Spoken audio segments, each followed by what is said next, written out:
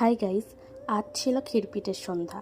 Basically বিয়ের আগের দিন এক থালা পায়েস বা ক্ষীর নিয়ে বসা, আর সবাই একে একে এসে ওই ক্ষীর বা পায়েস খাইয়ে খুশি করে কোনো কিছু উপহার দেওয়াকে ক্ষীরপিঠে বলে।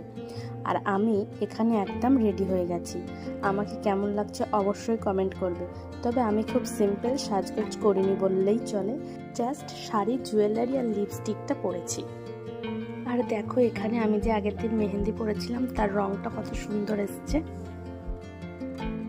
তারপরে আমি চলে গেছিলাম মূল অনুষ্ঠানে। এসে দেখি ব্রাইড ক্ষীর খেতে বসে গেছে।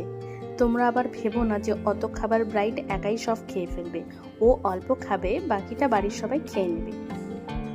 তারপরে দেখো আমরাও চলে গেছি ব্রাইডকে ক্ষীর খাওয়াতে। আর আমরা শুধু ক্ষীর খাওয়াইনি, আমরা সাথে অনেকগুলো ছবিও তুলেছি, যেটা না করলে একদম বিয়েবাড়ি ইনকমপ্লিট। আমি খাচ্ছিলাম পাকোড়া, তারপর দেখো ব্রাইডের দিদি আর জিজু গোটা চিকেনটা খাওয়াতে গেছে, কিন্তু ও একটা বাইট নিয়ে ফটো তুলে ছেড়ে দিল। আর আমি করছিলাম আবার একটু ফটোশ্যুট।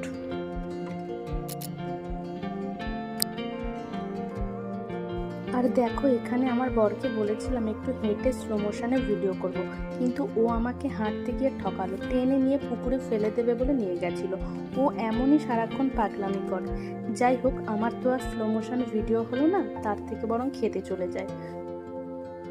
এখানে আমরা খেতে বসে পড়েছিলাম, আর মেনুতে ছিল ভেজ ডাল, আলুর দম আর মাটন।